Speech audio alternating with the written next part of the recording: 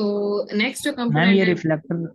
हाँ बिल्कुल रिफ्लेक्टर की बात करने लगे थे। बेसिकली आप लोगों के पास ना जो रिफ्लेक्टर है ना, वो एक ऐसा मटेरियल होता है कि क्योंकि हम लोग डील कर रहे हैं विद न्यूट्रॉन्स, और हम लोगों ने जो मॉडरेटर लिया हुआ है वो भी हॉट प्रेशराइज्ड वाटर है। सो अच्छा खासा चांस होता है कि कोई भी न्यूट्रॉन मतलब यहाँ पे जो भी आपने मीडियम दिया हुआ है ना, उस मीडियम से आउट हो जाए। तो चूंकि हम लोग इनको वेस्ट नहीं करना चाह रहे, मतलब हमारा पर्पस यही है ना कि हम इन न्यूट्रॉन को डिले करवा के न्यूक्लियर फिशन करवाएं। सो कोई भी न्यूट्रॉन अगर यहाँ से इस कोर से निकल जाता है किसी भी वे में, किसी भी रीजन की वजह से अगर वो आउट हो जाता है, तो ये जो रिफ्लेक्टर्स लगे होते हैं ना, ये उनसे टकरा के वापस आके दोबारा से इसी कोर का पार्ट बन जाता होता है। सो बेसिकली रिफ्लेक्टर जो होते हैं ना, वो नॉर्मली आइस्ड मटेरियल होता है। मतलब आप यहाँ पे सॉलिड आइस भी यूज कर सकते हो, ग्रेफाइट की कोटिंग भी यूज होती है मैम यहाँ ये पे। आवाज नहीं आ रही। अ, आवाज नहीं सही आ रही? हाँ, मैंने जरूरत कैसे कर दी इसको सही कहने की। बच्चों, आवाज आ रही है आप लोगों को? हाँ जी मैम आ रही है। सही हो गया। चलो रात में कैंची लेके बैठा हुआ बार बार बुखार। वही ना। देखो मैंने अभी ना, आप लोगों ने तो शायद सुना या नहीं सुना, मैंने अभी मैडम उस कहा है कि नेट बड़ा अच्छा आ रहा है, उसी वक्त वो ऑफ हो गया। इसलिए ना हम हंस रहे हैं कि भाई ये जो है ना, मतलब हमने तारीफ करने की जरूरत थी कैसे की, वो उसी वक्त गायब हो गया। चलिए, सो बेसिकली आपके पास ना यहाँ पे, सॉरी। ये जो आप अपलोड करेंगी उधर लेक्चर, उसमें भी ये कट कट की आवाज आएगी या उसमें स्मूथ? मेरा ख्याल है ठीक आनी चाहिए, होपफुली ठीक आएगी। नहीं आएगी तो मैं आप लोगों को ना सेपरेटली एक बना के ना प्रॉपर, ठीक है, जिसमें तुम लोग भी नहीं होगे और ये जो हम बहस कर रहे हैं ये भी नहीं होगी, एक प्रॉपर बना के भेज दूंगी, ठीक है। टेंशन नहीं लेनी है तुम लोगों ने, रिकॉर्डिंग की टेंशन नहीं लेनी, वो मैंने लेक्चर्स बनाने ही होते हैं अपने लिए भी। सो डोंट वरी, ठीक है। चलें आगे। जी मैम मैम ये पिछला ये रिफ्लेक्टर वाला पिछला इसकी पॉइंट समझ दोबारा से। हम लोग डील कर रहे हैं रिफ्लेक्टर के साथ। रिफ्लेक्टर में हम लोग मतलब आइस ले सकते हैं, ग्रेफाइट की शीट ले सकते हैं। और इसका जो पर्पज होता है वो ये होता है कि आपके पास बेसिकली कोई भी अगर न्यूट्रॉन जो यहाँ पे जनरेट हुआ है, जो 3 न्यूट्रॉन आपके पास जनरेट होने थे विद न्यूक्लियर फिशन, अगर उसमें से कोई भी न्यूट्रॉन जो है ना वो किसी भी वे में इस कोर से आउट हो गया है, तो क्या होगा कि वो इस रिफ्लेक्टर के साथ टकराएगा और दोबारा से बैक स्कैटरिंग करके, मतलब यहाँ से टकराने के बाद दोबारा से, क्योंकि वो रिफ्लेक्ट हो जाएगा फौरन से, तो आपके पास वो दोबारा इसी कोर का पार्ट बन जाएगा। और अगेन अगर वो कोर का पार्ट बन जाएगा तो इसकी प्रोबेबिलिटी होगी कि वो मजीद आगे जाके न्यूक्लियर फिशन परफॉर्म कर सकता है। तो हम लोगों ने न्यूट्रॉन किसी भी वे में वेस्ट नहीं करने होते। हमारी कोशिश यही होती है कि जो भी न्यूट्रॉन इस सिस्टम में जनरेट हो रहा है ना, वो न्यूक्लियर फिशन के लिए ही यूज हो, लेकिन कंट्रोल्ड वे में यूज हो। हर वक्त ही वो फिशन ना करता रहे, जब हम चाहें तभी वो न्यूक्लियर फिशन जो है वो परफॉर्म करे। तो रिफ्लेक्टर का पर्पज ये होता है कि कोई भी स्ट्रे न्यूट्रॉन जो आपके पास सिस्टम में से आउट हो रहा है फॉर एनी रीजन, उसको रिफ्लेक्ट बैक करके दोबारा से सिस्टम का पार्ट बना दे, ठीक है।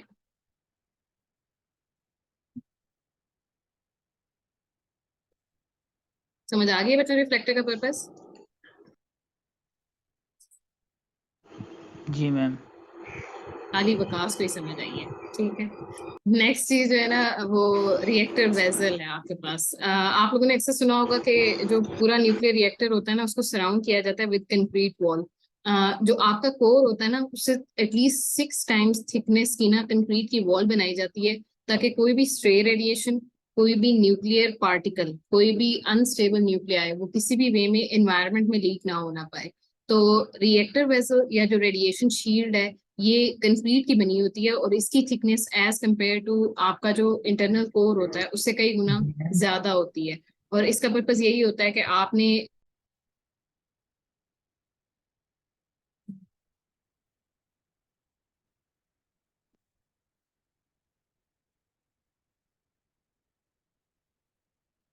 आवाज आ रही है बच्चों आप लोगों को? जी मैम आ रही है। ये रिफ्लेक्टर के बाद बिल्कुल नहीं थी आ रही, उसके बाद थोड़ा समझाइएगा रिफ्लेक्टर वाले से आगे जो बता रहे हैं। रिफ्लेक्टर के आगे रिएक्टर वेसल या रिएक्टर रेडिएशन शील्ड है, वेसल मेरे ख्याल से। ठीक है। रिएक्टर वेसल या शील्ड है। इसका क्या पर्पज होता है कि आपके पास ये कंक्रीट की वॉल होती है, और 6 टाइम्स, मतलब जितना आपकी कोर की विड्थ होगी ना, आपने उससे 6 टाइम्स जो है ना इसकी बनानी होती है, उसके इर्द गिर्द कंक्रीट की एक वॉल बनानी होती है, जिसको हम रेडिएशन शील्ड या रिएक्टर वेसल कहते हैं। इसका जो पर्पज होता है वो ये होता है कि कोई भी स्ट्रे रेडिएशन या कोई भी जो अनस्टेबल न्यूक्लियाई है या कोई भी रेडियो एक्टिव एलिमेंट जो है वो सिस्टम में से आउट ना होने पाए। ठीक है,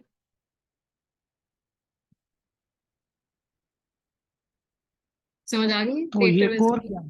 कोर किसको कहते कोर हैं? आपके पास ये वाला कॉम्बिनेशन है जहाँ पे फ्यूल सेल है, मॉडरेटर है और जो कंट्रोल रॉड है ना, इनका जो कॉम्बिनेशन होता है ना, बेसिकली ये कोर कहलाता है। मतलब और इसके अलावा ये जो रिफ्लेक्टर है रिएक्शन। और जो रेडिएशन शील्ड है, ये सेपरेट कंपोनेंट होते हैं, इसको हम लोग कोर कहते हैं। और मतलब रिफ्लेक्टर और रेडिएशन शील्ड साथ साथ होते हैं। ठीक है, जी ठीक है। चलो अगेन यहाँ पे इन्हीं की डिटेल लिखी हुई है। फ्यूल एलिमेंट्स में आप लोगों ने यूरेनियम लेना है। यूरेनियम की पैलेट जो है वो क्रिटिकल मास वाली होनी चाहिए, मतलब 3 to 4% आपके पास यूरेनियम पैलेट होनी चाहिए। और जो मटेरियल आप लोग लोगे नॉर्मली वो सर्कुलर होता है, इसीलिए हम उसको फ्यूल सेल्स कहते हैं, छोटे छोटे फ्यूल सेल्स होते हैं। नेक्स्ट थिंग मॉडरेटर है। मॉडरेटर का जो पर्पज है वो अगेन ये है कि वो रिड्यूस करे एनर्जी को, और वो किस तरीके से करता है, वो इलास्टिकली स्कैटर करता है, मतलब उसके रास्ते में आके सिर्फ उससे कुलियन करता है, और उसका जो जो भी पार्टिकल जिस जो हाई एनर्जी स्पीड पे मूव कर रहा होता है ना, उसके साथ कोलाइड करके उसका कुछ ना कुछ एनर्जी और मोमेंटम जो है उससे ले लेता होता है। तो बेसिकली मॉडरेटर जो है वो थ्रू इलास्टिकल स्कैटरिंग के थ्रू वर्क करता है, और उसके रिजल्ट में हाई एनर्जी जो आपके पास न्यूट्रॉन्स होते हैं ना, उनकी एनर्जी जो होती है वो रिड्यूस हो जाती है। सेकेंडली, मॉडरेटर का ये पर्पस नहीं होता कि वो न्यूट्रॉन को एब्जॉर्ब करे। मॉडरेटर का सिर्फ यही पर्पस होता है कि वो उनकी स्पीड को स्लो डाउन करे। नॉर्मली वाटर यूज होता है आपके पास एज अ मेन मॉडरेटर, और पूरी दुनिया में हाइड्रोथर्मल पावर प्लांट और न्यूक्लियर पावर प्लांट तो कम्बिनेशन में लगाए जाते हैं। मतलब ये कि हम लोगों ने वाटर को यूज करना होता है, तभी हम हाइड्रोथर्मल पावर प्लांट इसको कहते हैं। ठीक है,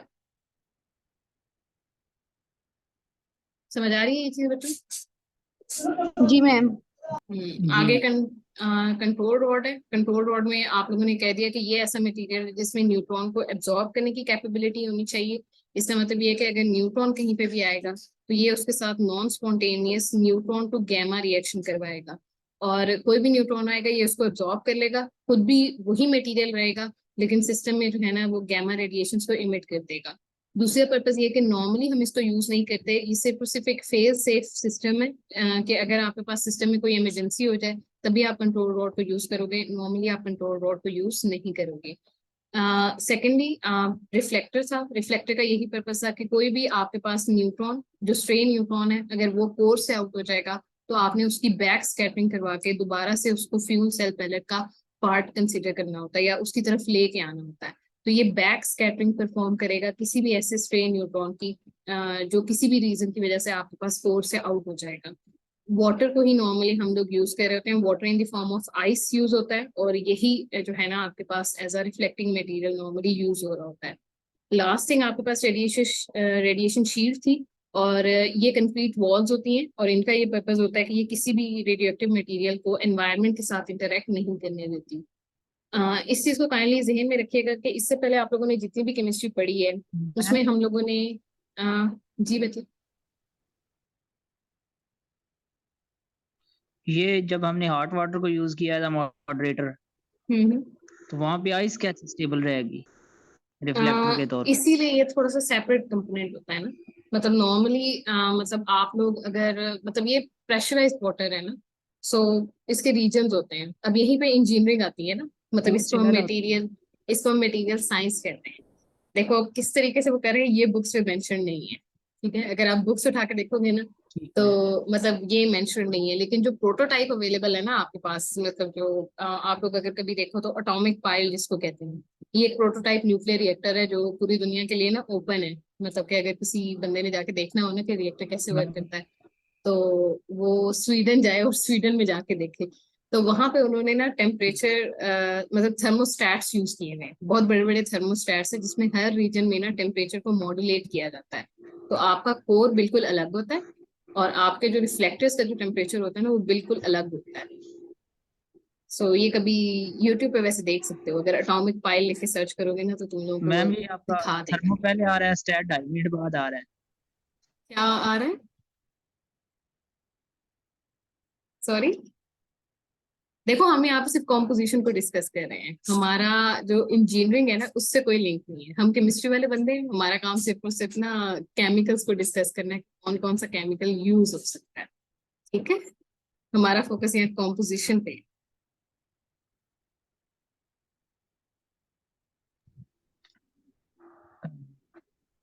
समझ आ रही है या नहीं आ रही? तुम लोगों ने कोई इंस्ट्रूमेंट सीखे हुए हैं यहाँ पे? मैम ये आपकी सब सॉरी, नई इंस्ट्रूमेंट तो नहीं देखे हुए, हमारी कौन सा इंस्ट्रूमेंट डिपार्टमेंट की? के इंस्ट्रूमेंट ही खराब आप है, तो आप इससे हमने क्या आपके देखा। जो फर्नेस है, फर्नेस में तुम लोगों ने जो यहाँ पे एक आप लोगों की लैब जो है, जो यहाँ पे सर सजाद बैठे होते हैं, वहां पे एक कंक्रीट की फर्नेस है, एक बड़ी गोल सी फर्नेस है जो कभी जली नहीं है।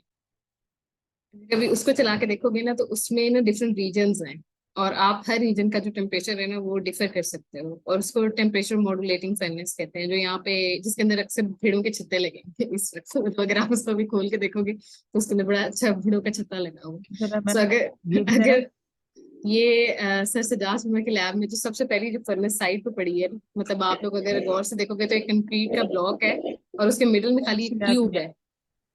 है। ये बच्चे ही तुम लोग बताएंगे। लैब एक तो लैब ये कोई 7 है ना, एक लैब 13 है, एक लैब 12 है शायद, पता नहीं कौन सी जो लैब इस साइड वाली एक रह गई है ना भाई, जहाँ पे ये रिसर्च वाले बच्चे काम कर रहे होते हैं, जहाँ यूवी विजिबल पड़ा है आप लोगों का, वहां पे आके देखना कभी जब वो तो प्लान लैब बनाओ। 7। ठीक है, वहां पे साइड पे एक ठीक इंस्ट्रूमेंट है। पड़ा है जिसमें टेम्परेचर कंट्रोल होता है। और अगेन ये इतना मुश्किल काम नहीं है जितना आप मतलब वो उसको बना रहे हो ना, कि कैसे रहेगी। हम लोग हर हर कंपोनेंट को अलग टेम्परेचर पे मॉड्यूलेट कर सकते होते हैं थ्रू थर्मोस्टेट्स ना, मतलब ऐसे मटेरियल्स होते हैं जो आपके पास टेम्परेचर को कंट्रोल करते हैं। चलो आगे चलो, आपके पास ये जो सारा काम हम लोगों ने मैम पढ़ा जी है ना, बस करे, बस लेट हो रही है। खत्म करने दो ना, ये वाला खत्म करने दो, अगला नहीं पढ़ा रही मैं, ठीक है। सो बेसिकली जितना भी आप लोगों ने अभी तक पढ़ा है, ये रेडिएशन केमिस्ट्री की एग्जांपल है। और अगेन रेडिएशन केमिस्ट्री वो ब्रांच है जो स्पेसिफिकली आर्टिफिशियल रेडियो एक्टिविटी के साथ डील कर रही होती है। आप लोगों ने जितने भी प्रैक्टिकल एप्लीकेशंस पढ़ी हैं ना, मतलब लेट्स सपोज ये न्यूक्लियर रिएक्टर जिस तरीके से हो गया, या आप लोग कभी रेडियो एक्टिव आइसोटोप्स वगैरह को पढ़ोगे, तो ये सारे के सारे ना न्यूक्लियर केमिस्ट्री की भी सब ब्रांच है, जिसको हम रेडिएशन केमिस्ट्री कहते हैं, उसमें डील की जाती है। न्यूक्लियर केमिस्ट्री में artificial plus natural radio activity दोनों आते हैं, लेकिन जब हम रेडिएशन केमिस्ट्री का वर्ड यूज कर रहे होते हैं ना, तो इसका मतलब ये है कि हम स्पेसिफिकली जो है ना आर्टिफिशियल रेडियो एक्टिविटी और उसके यूजेस पे फोकस कर रहे हैं। सो कौन सा मटेरियल लेना है, कौन सा काम उससे करवाना है, कौन सी केमिकल ट्रांसफॉर्मेशन को जहन में रखना है, मतलब ये कि जब आप उस पर रेडिएशन बम्बार्ड करोगे, जिसको आप रेडिएशन को सॉर्ट ऑफ प्रोजेक्टाइल आप कह सकते हो ना। सो जब आप उसमें प्रोजेक्टाइल बम्बार्ड करोगे, वो कैसी केमिकल ट्रांसफॉर्मेशन कॉज करेगा, और उससे आप क्या यूज एक्सट्रैक्ट कर सकते हो। अगर आप इसको स्टडी कर रहे हो तो ये न्यूक्लियर केमिस्ट्री नहीं है, ये उसकी सब ब्रांच है जिसको हम रेडिएशन केमिस्ट्री कहते हैं। तो जस्ट फॉर योर मतलब इंफॉर्मेशन, कि अगर आप लोग कभी देने जाओगे चश्मा न्यूक्लियर पावर प्लांट में या कहीं पे भी इंटरव्यू देने जाओगे, तो आप एक्चुअल में जो किताब आपने पढ़ के जानी है ना, वो न्यूक्लियर केमिस्ट्री की किताब नहीं है, वो रेडिएशन केमिस्ट्री की किताब होनी चाहिए। ठीक है, पर्टिकुलरली वकास जो जा रहा है उसके लिए मैं बात कर रही हूँ। चलो, लास्ट वाला जो काम है ना वो मारना है आपने मुझे। देखो तुम्हें इंटरेस्टिंग लग रहा है। चलो, आपके पास यहाँ पे मतलब ये ओवरऑल कॉम्पोजिशन है किसी भी न्यूक्लियर रिएक्टर की। इसमें से अगेन ये कोर है घर वाले जहाँ घर वाले हम कहते हैं कि तैयारियां कर लें फिर। ठीक हो गया। सो ये कोर है, कोर के राउंड अबाउट जो है इसका अपना मॉडरेटर होता है, जिसको हम जो एग्जिस्ट कर रहा होता है in the form of hot pressurised water. So ये जो हॉट प्रेशराइज्ड वाटर है ना, इनको हम थ्रू पाइप्स मूव करवाते हैं। ये पाइप्स जो होते हैं, ये इनमें ये कैपेबिलिटी होती है कि ये सिस्टम से थर्मल एनर्जी को एक्सचेंज कर सकते हैं, लेकिन एक्चुअल मटेरियल एक्सचेंज नहीं हो सकता। सो आप क्या करोगे, आप यहाँ से नहर से कहीं से लोगे पानी, उस पानी को थ्रू मतलब आप एक इस ये जो पाइप्स है ना, आप इनको एक वेजल में से गुजारोगे। उस वेजल को आपने फिल करना है थ्रू वाटर। ये वाटर जो है आपके पास बाहर से आ रहा होगा। अब ये अगेन मॉडरेटर वाला वाटर जो है उसकी फॉर्म है हॉट प्रेशराइज्ड वाटर की, और ये एक्सट्रीमली हॉट मतलब होगा आपके पास। ये जो पाइप्स है ना, इनका टेम्परेचर बहुत ज्यादा हाई होगा, क्योंकि ये डायरेक्टली लिंक्ड है विद द फिजाइल मटेरियल, जहाँ पे आपके पास फिशन हो रही है। तो आप क्या करोगे, आप नहर से पानी लोगे, वो पानी यहाँ पे आएगा, और वो मतलब आप इस जो हॉट पाइप्स है ना, इनके साथ इंटरेक्ट करेगा, क्योंकि यहाँ पे अच्छा खासा टेम्परेचर होगा। तो यही वाला जो वाटर आप लोगों के पास पहले जो नहर से आ रहा था ना, वही वाला वाटर कन्वर्ट हो जाएगा इनटू स्टीम। फिर क्या होगा कि ये जो स्टीम है, इसको आप मजीद मतलब इसको डायरेक्ट करोगे टुवर्ड्स टरबाइन। टरबाइन के बारे में आप लोगों को पता होना चाहिए कि टरबाइन एक ऐसा कंपोनेंट होता है जो मैकेनिकल पावर को, मतलब आपके पास जो काइनेटिक एनर्जी होती है ना, मतलब काइनेटिक एनर्जी ऑफ स्टीम को कन्वर्ट करने की कैपेबिलिटी रखता है इनटू मैकेनिकल एनर्जी। सो यहाँ पे बड़े बड़े पंखे लगे होते हैं, और ये जो स्टीम आ रही होती है ना अच्छे खासी स्पीड के साथ, ये इन पंखों के साथ टकराती है और इन पंखों को मूव करवाती है। तो बेसिकली ये जो प्रोसेस होता है ना, जिसमें आप उन पंखों को मूव करवा रहे होते हो, इसमें आप काइनेटिक एनर्जी ऑफ स्टीम को कन्वर्ट कर रहे होते हो इनटू मैकेनिकल एनर्जी। फिर अगली चीज आती है जनरेटर। जनरेटर क्या करता है कि जनरेटर उसी मैकेनिकल एनर्जी को कन्वर्ट करता है इनटू इलेक्ट्रिकल एनर्जी, और एज अ रिजल्ट आपके पास एंड पे इलेक्ट्रिसिटी जनरेट हो रही होती है। तो ये जो फुल सिस्टम है, इसको हम कहते हैं एनर्जी ट्रांसफर सिस्टम। ये जो हमने फुल लगाया है ना, एक ये वाला सिस्टम और अगेन ये वाला सिस्टम, यहाँ से लेकर यहाँ तक ये जो हमने एक एक्सटर्नल कंपोनेंट यहाँ पे ऐड किया है, वो बेसिकली एनर्जी ट्रांसफर सिस्टम है। आपने एनर्जी ट्रांसफर की है from hot pressurised water to water, फिर आपने इसी एनर्जी को कन्वर्ट किया है इनटू काइनेटिक एनर्जी, फिर यहाँ पे आपने काइनेटिक एनर्जी को कन्वर्ट किया मैकेनिकल एनर्जी में, और मैकेनिकल एनर्जी को कन्वर्ट किया इनटू इलेक्ट्रिकल एनर्जी। तो ये सारा जो प्रोसेस है ना, ये मैम जी हाँ जी, बोलो यार। ये ये रिपीट करिएगा, ये कैसे हमने कन्वर्ट किया है एनर्जी को हॉट वाटर से सिंपल वाटर की तरफ? अ, हम लोगों ने मतलब ये पाइप्स दिए थे ना, पाइप्स ऐसे थे कि जो वाटर को अलाउ नहीं कर रहे थे। मतलब ये वाले जो पाइप्स है ना, आपने जो पाइप लिए हैं, ये वाले जो पाइप्स जहाँ पे हॉट वाटर आ रहा है, ये वो वाला पाइप है जिसमें मतलब हम लोगों ने पहला जो काम किया है ना, पहले इस चीज को अंडरस्टैंड करो। यहाँ से वाटर आ रहा है नहर वाला, ठीक है, मैंने एक आउटलेट दे दिए यहाँ से, वाटर यहाँ तक आके इसको फुल फिल करना चाहिए ना। आपको पता है कि वाटर अपना लेवल मेंटेन करता है, अगर यहाँ तक ये लेवल आया तो इसका मतलब अगले वेजल में भी इतना लेवल तो वो ऑटोमेटिकली अटेन कर लेगा, अगर मैं दो वेजल्स को कनेक्ट कर दूंगी थ्रू पाइप। सो ये वाला वेजल मेरा स्टोरेज वेजल है, और इसको मैं एक पाइप लगा के ना अपने न्यूक्लियर रिएक्टर के इंटरनल एक वेजल के साथ कनेक्ट कर दूंगी। अब क्या होगा कि यहाँ से ये जो पाइप्स आ रहे हैं ना, ये एक्सट्रीमली हॉट है, ठीक है, क्योंकि इसमें हॉट प्रेशराइज्ड वाटर गुजर रहा है ना, ये वाले जो पाइप्स हैं। सो जब, और ये वाले पाइप्स इस तरीके से हैं कि ये वाटर के अंदर डिप्ड है, मतलब ये वाला आपने जो नहर से पानी लिया हुआ है ना, इसका कुछ पोर्शन अगर आप यहाँ से गौर करो, तो इस यहाँ से लेकर ऑनवर्ड्स जो है, ये जो हॉट पाइप है, ये आपके पास उस वाटर के अंदर डिप्ड हो रहे हैं। तो अगेन इन पाइप्स की ये खासियत होती है कि ये हीट ट्रांसफर को अलाउ करते हैं, लेकिन मटेरियल की ट्रांसफर को अलाउ नहीं करते। मतलब ये जो वाटर है ये अपनी जगह नहीं छोड़ेगा, लेकिन जो इसका हॉट टेम्परेचर है ना, वो बेसिकली ट्रांसफर हो जाएगा towards this water. As a result आपके पास यही वाला वाटर कन्वर्ट हो जाएगा इनटू स्टीम। मतलब यहाँ पे अगर आप गौर करो तो मैंने ऊपर जो है स्टीम ड्रॉ की हुई है, तो इस चीज को इंडिकेट कर रहा है कि आपके पास यहाँ से मतलब इन पाइप्स ने अपनी हीट जो है वो ट्रांसफर कर दी है इस नॉर्मल वाटर को, जो एक्सटर्नल है, ठीक है। ये एक्सटर्नल आपने वाटर जो है यहाँ पे इंट्रोड्यूस करवाया है, इस ये एक्सटर्नल वाटर एक्चुअल में स्टीम में कन्वर्ट हो रहा है, फिर यही स्टीम जो है इसको मैंने डायरेक्ट करवा दिया है थ्रू पाइप्स इनटू टरबाइन, और देन मैंने फिर इनको कन्वर्ट करवा दिया है टुवर्ड्स जनरेटर। तो एक्चुअल में जो हमारा पर्पस है ना, जिसको हम कहते हैं कि यहाँ पे स्टीम जनरेट होती है, वो एक्सटर्नल वाटर है। इस चीज को जहन में रखिएगा, मैंने अपना मॉडरेटर नहीं वेस्ट किया, मैंने अपने मॉडरेटर को यहाँ पे नहीं इंट्रोड्यूस करवाया, सिर्फ मॉडरेटर से जो हीट जनरेट हो रही थी ना, उसको यूज करके मैंने एक्सटर्नल वाटर से स्टीम जनरेट की है, ठीक है।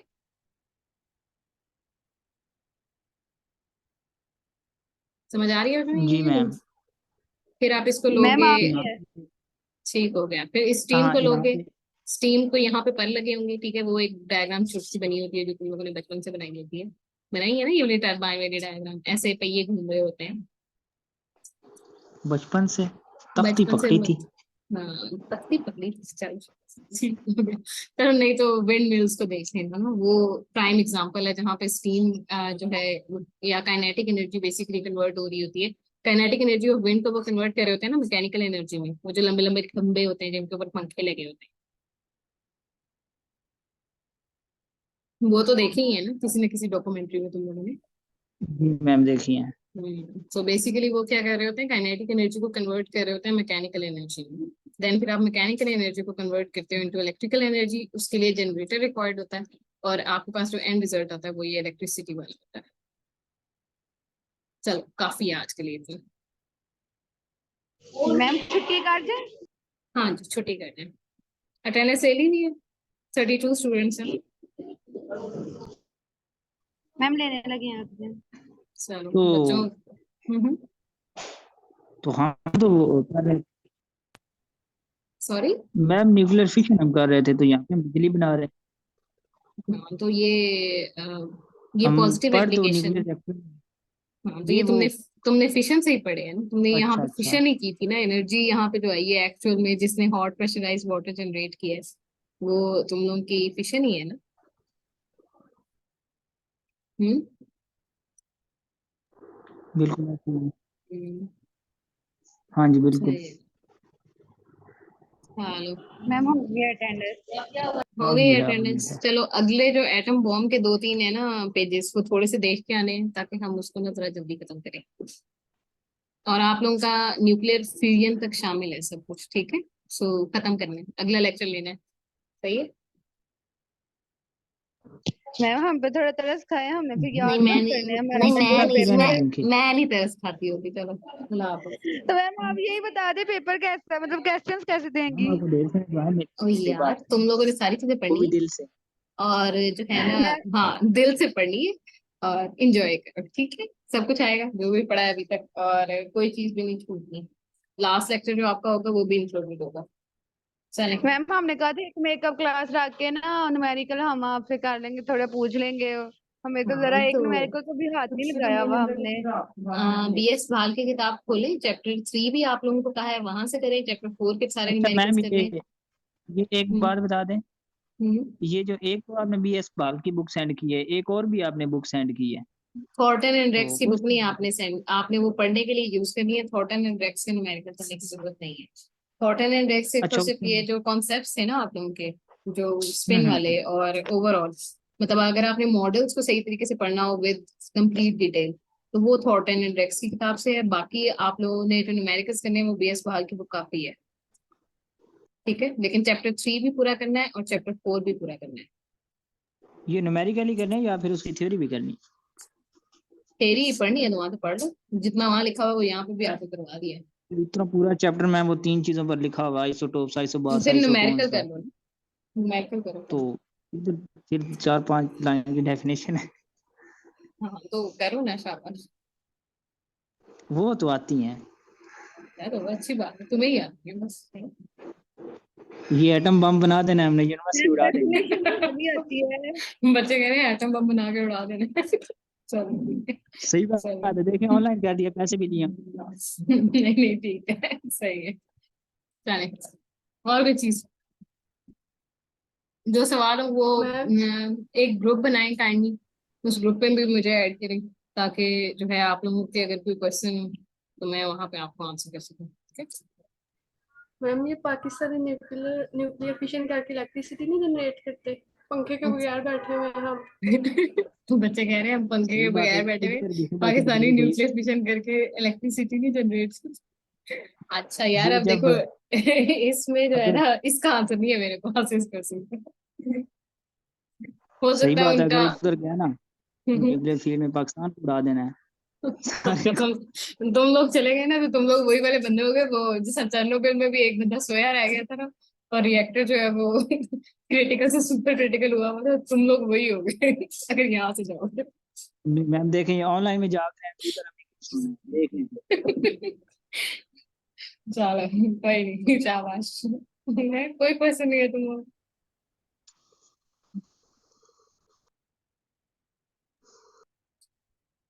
मैं बंद एक करती बड़ा हूँ मैं, ठीक। इंपॉर्टेंट क्वेश्चन है अगला जी जी सवाल। पूछे, आखिरी ये क्वेश्चन है, पेपर में आखिरी आपने कौन तीन कौन से मिनट सवाल लिखे? सॉरी। पेपर में कौन कौन से सवाल लिखे आपने? पेपर में जो सवाल आएंगे ना, तुम सवाल ना लिखना, तुम बस जवाब लिख के आ जाना, ठीक है। सवालों को अच्छा छोड़ मैम, दो। ये तो बता देना, मतलब किस तरह का पेपर होगा, ज्यादा सवाल हैं, कम सवाल हैं, या क्या है ये? ये मुझे क्या पता भाई। ये तो थोड़ा बहुत मतलब आपने नहीं बनाना नहीं, मैंने ही बनाना है। मैम तो न्यूमेरिकल्स ये मतलब कितने ये बता न्यूमेरिकल दें। कितने होंगे? जितने भी हों आप लोगों ने करने हैं, सारे करने हैं, तैयारी तो सारों की करनी है ना। मतलब आपने 0.5 नंबर का एक न्यूमेरिकल रखना है, 50 सवाल होंगे। अच्छा मतलब तुम ये चाहते हो यूं करूं। नहीं मैं वैसे चलो पूछा, मैं फाइनल के थोड़ा लिए बहुत आपकी बता। सजेशन नोट कर लेती हूँ, ठीक अस्तगफिरुल्लाह। है। चलिए बच्चों, आप लोगों ने पेपर्स पहले दिए हुए हैं, ऐसी कोई नई बात नहीं है, आपको पता है 25 मार्क्स के क्वेश्चन होते हैं, दैट्स इट। और क्या आपको बताना है? हम्म? मैम देखिए दूसरी टीचर्स ने हमें बताया ओ भाई वो मेरा ये कंसर्न नहीं लॉन्ग है। क्वेश्चन होंगे, शॉर्ट होंगे। मैम ऐसे थोड़ा सा अंदाजा तो दे दे हमें, पढ़ते हुए अंदाजा हो। आपका मंडे को पेपर है, शर्म करो, पढ़ो और बहस करने की बजाय ना जाके नोट्स देखो, और उसमें अगर कोई चीज नहीं समझ आती तो वो क्वेश्चन मेरे से पूछे। शाबाश। ठीक है, पेपर आप लोगों के ऑनलाइन भी नहीं होने, पेपर फिजिकली होने हैं, तो फिजिकली आके आप लोगों ने पेपर दिए। ओके, चलें, ओके मैम। इंशाल्लाह इंशाल्लाह अल्लाह फिजिकली हाफिज। होंगे। अल्लाह हाफिज मैम।